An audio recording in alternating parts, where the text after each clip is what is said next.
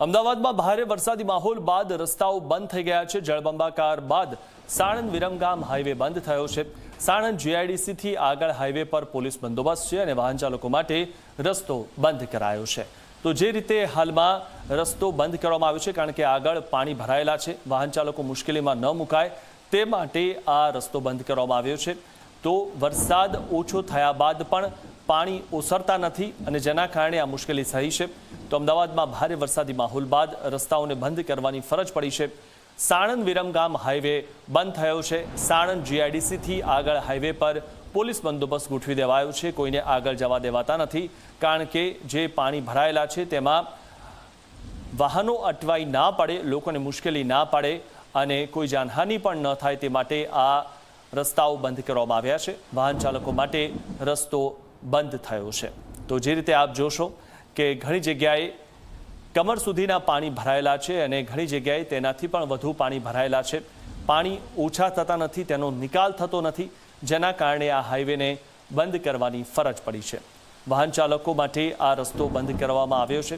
આજે આ એક્સક્લુઝિવ દ્રશ્યો આપ જે જોઈ રહ્યા છો ઝી 24 કલાક પર, તો હાઈવેની બંને તરફનો માર્ગ પાણીમાં ગરકાવ થઈ ગયેલો છે અને અહીંથી પાણીનો નિકાલ થયો નથી, જેના કારણે આ મુશ્કેલી વાહન ચાલકો માટે સર્જાઈ છે। તો વાહન ચાલકો માટે આ રસ્તો જે બંધ કરવામાં આવ્યો છે જેના કારણે વાહન ચાલકોને હવે બીજા રસ્તે ડાયવર્ટ કરવામાં આવ્યા છે। તો સાણંદ જીઆઈડીસી થી આગળ હાઈવે પર પોલીસ બંદોબસ્ત પણ ગોઠવવો પડ્યો।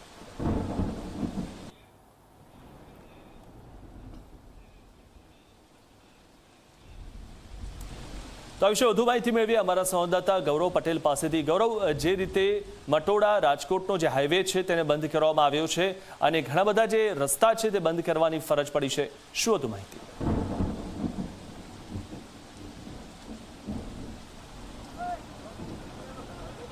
મિથુન, વાત કરતો છેલ્લા 3 દિવસથી અમદાવાદમાં મુશળધાર વરસાદ પડી રહ્યો છે અને તેની અસર પણ હવે વર્તાવા લાગી છે। જે વરસાદ વરસી રહ્યો છે તેના પગલે અનેક રસ્તા બંધ કરવાની ફરજ પડી છે, જેમાં મુખ્ય માર્ગની વાત કરીએ તો અમદાવાદથી રાજકોટને જોડતો જે માર્ગ છે તે માર્ગ સંપૂર્ણ પાણીથી ભરાઈ ગયો છે, જાણે નદી હોય તેવા દ્રશ્યો રાજકોટ અમદાવાદ હાઈવે પર મટોડા ખાતે જોવા મળી રહ્યા છે। માટે જ અમદાવાદ ગ્રામ્ય પોલીસ દ્વારા આ હાઈવેને વાહન વ્યવહાર માટે સંપૂર્ણ બંધ કરવામાં આવ્યો છે। પોલીસનો બંદોબસ્ત ગોઠવવામાં આવ્યો છે કે જેથી કોઈ પણ વાહન ચાલક અહીંથી વાહન લઈને આગળ ના જઈ શકે। આ દ્રશ્યો તમે જોઈ શકો છો કે અનેક એવા વાહનો છે કે જે વાહનો બંધ પડ્યા છે પાણીમાં અને તેઓ આગળ જઈ શકતા નથી। પોલીસે બંદોબસ્ત રાખ્યો છે કે જેથી કોઈ નાના ફોર વ્હીલ ચાલકો હોય તે પાણીમાં ના જાય ને તેમની ગાડીને કોઈ પ્રકારની અસર ના થાય। જે ભારે વ્હીકલ છે તેમને પણ ડાયવર્ઝન આપવામાં આવ્યું છે। મહત્વનું છે કે અમદાવાદથી ધોલેરા ભાવનગરનો જે હાઈવે તૈયાર થયો છે તે હાઈવેનો ઉપયોગ કરવા માટે પોલીસ વિનંતી કરી રહી છે। જે 2 વ્હીલર અથવા 4 વ્હીલર ચાલકો છે તેમને પોલીસ સમજાવી રહી છે કે તેઓ અહીંથી આગળ ના જાય, કારણ કે જે પ્રકારે પાણી ભરાવાની સમસ્યા થઈ છે તે પ્રકારે અનેક ગાડીઓ પાણીમાં ગરકાવ પણ થઈ ચૂકી છે ને તે વાહન વ્યવહાર માટે સુરક્ષિત રસ્તો નથી, માટે રસ્તો બંધ કરવામાં આવ્યો છે। આ દ્રશ્યો છે અમદાવાદ જિલ્લાના ચાચરવાડી ગામના કે જ્યાં જે ગામ સંપૂર્ણ પાણીમાં જળમગ્ન થઈ ચૂક્યું છે। પોલીસનો બંદોબસ્ત છે। ટ્રેક્ટર એટલે કે કહી શકાય કે હેવી વ્હીકલ સિવાય કોઈ પણ વ્હીકલ અત્યારે અહીંયા મૂવમેન્ટ કરી શકતા નથી। 3 દિવસથી અનરાધાર વરસાદ વરસી રહ્યો છે। સિટીમાં જે પ્રકારની હાલત હતી, અમદાવાદ શહેર જે પ્રમાણે પાણીમાં ગરકાવ થયું હતું, બરાબર એ જ પ્રકારની સ્થિતિ અમદાવાદ ગ્રામ્ય વિસ્તારની છે। ધોળકાની વાત કરીએ તો સરેરાશ 18 ઇંચ વરસાદ પડ્યો હતો। બાકરોલમાં 15 ઇંચ કરતાં વધારે વરસાદ પડ્યો હતો। દસકોઈમાં 20 ઇંચ જેટલો વરસાદ પડ્યો હતો। તેની અસર અહીંયા સીધી જોવા મળી રહી છે। ઉપરવાસમાં જે વરસાદના પાણી હતા તે રોડ ઉપર ફરી વળ્યા છે અને વાહન વ્યવહાર સંપૂર્ણ બંધ કરવામાં આવ્યું છે। પોલીસનો બંદોબસ્ત રાખવામાં આવ્યો છે જેથી કોઈ પણ વ્યક્તિ વાહન લઈને ઊંડા પાણીમાં જાય નહીં। જો જાય તો તેમાંથી બચવાના રસ્તા લગભગ અશક્ય થઈ જતા હોય છે, માટે જ બંદોબસ્ત રાખવામાં આવ્યો છે। ફરીથી દ્રશ્યો બતાવવા માંગીશ એ હાઈવેના કે જ્યાં અનેક વાહનો પાણી વચ્ચે બંધ પડેલા છે। આ દ્રશ્યો તમે જોઈ શકો છો કે હાઈવેનો એક ભાગ જે સંપૂર્ણ પાણીથી ભરાઈ ચૂક્યો છે અને ત્યાં વાહનો બંધ થઈ ચૂક્યા છે, એટલે કે વાહન વ્યવહારની કોઈ પણ વૈકલ્પિક વ્યવસ્થા આ રોડ પર નથી। માટે અમદાવાદ ધોલેરાનો જે નવો હાઈવે તૈયાર થયો છે તે નવો હાઈવે ઉપયોગ કરવાની સૂચના આપવામાં આવી છે। પોલીસનો બંદોબસ્ત પણ અહીંયા રાખી દેવામાં આવ્યો છે। સાણંદ જીઆઈડીસીની વાત કરીએ તો અમદાવાદ સાણંદ અને વિરમગામનો જે માર્ગ જોડતો જે માર્ગ છે તે માર્ગ પણ પાણી ફરી વળ્યા છે અને તે માર્ગ પણ વાહન વ્યવહાર માટે બંધ કરવામાં આવેલો છે. જી મિથુન. જી ગૌરવ, અહીંથી જે લોકો પસાર થઈ રહ્યા છે ને જેમને પોલીસ સમજાવી રહી છે તે લોકોને કેટલી મુશ્કેલી પડી રહી છે, તે લોકો શું કહી રહ્યા છે?